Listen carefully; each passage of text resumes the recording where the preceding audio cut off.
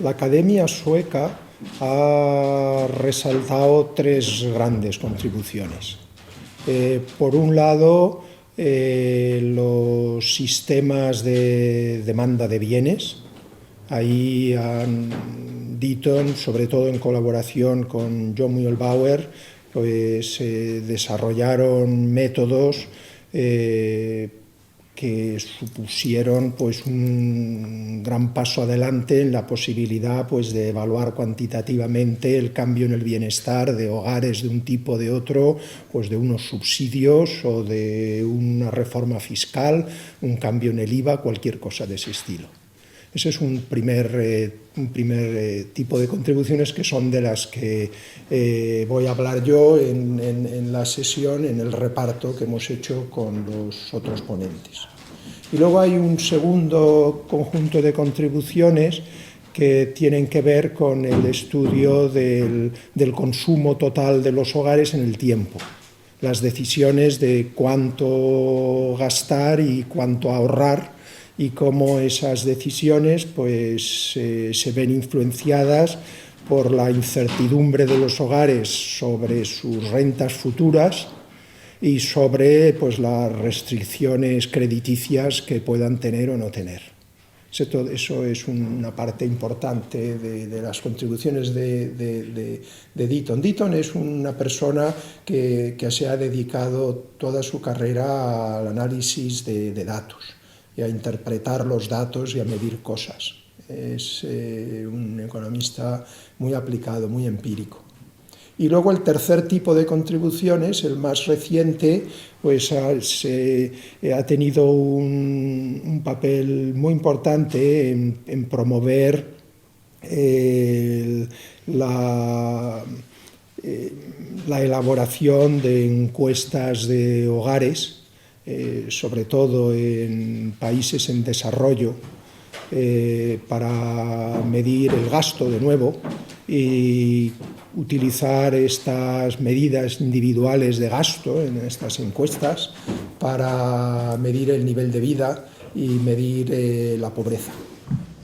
Y una de las conclusiones a las que llega es que el dinero no da la felicidad o que no determina el nivel de felicidad de la población. Bueno, él en algunos de sus trabajos ha intentado ir más allá de las mediciones de bienestar basadas exclusivamente pues, en consumo o en renta y hacer medidas directas de la felicidad a partir pues, de preguntas subjetivas sobre cómo de felices se sienten los hogares o las personas en un momento dado u otro, ¿no?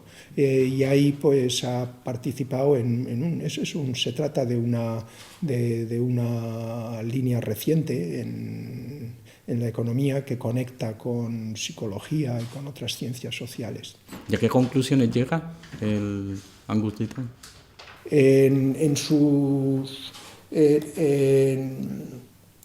trabajos sobre los estudios del consumo, él lo que ha proporcionado son herramientas. La razón por la que sus estudios han tenido tanto impacto es porque proporciona maneras de calcular cosas que interesan mucho. Por ejemplo, alguien que hubiera inventado pues, una manera de calcular la inflación, el índice de precios del consumo, pues la conclusión a la que ha llegado es que gracias a ese método cada mes podemos calcular la inflación de una manera mejor de como lo hacíamos antes.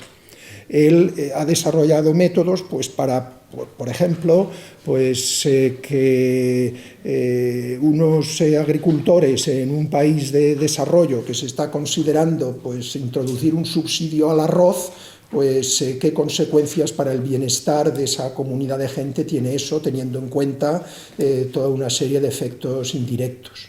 Entonces no es tanto una conclusión concreta como un método para poder abordar una gran variedad de cuestiones que tienen en común las que explicaba antes. Sí, por lo que dice, entonces Angus Deaton puede ser un precursor del Big Data. Sí, por supuesto, es un precursor de del Big Data. Lo que ocurre es que con el desarrollo de la computación, pues lo que antes eran Big Data ahora son Small Data y los datos son cada vez más grandes.